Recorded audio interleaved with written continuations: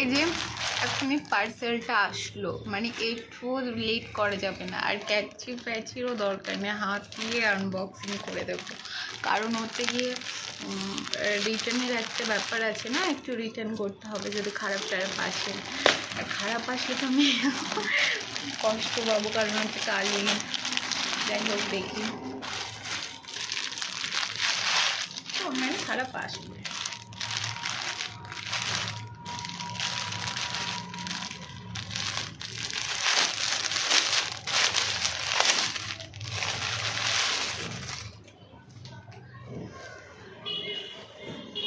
আমিও ভেবেছিলাম আসবেই না, আমার তো মনটা এমনিই খারাপ হয়ে গেছিল, কিন্তু গাইস এসেছে।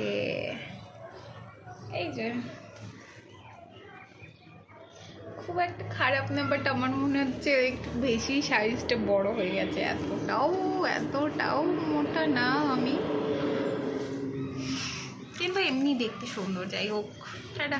এখন অত সময় নেই, পরে আবার অন্য ভিডিওতে দেখা হবে।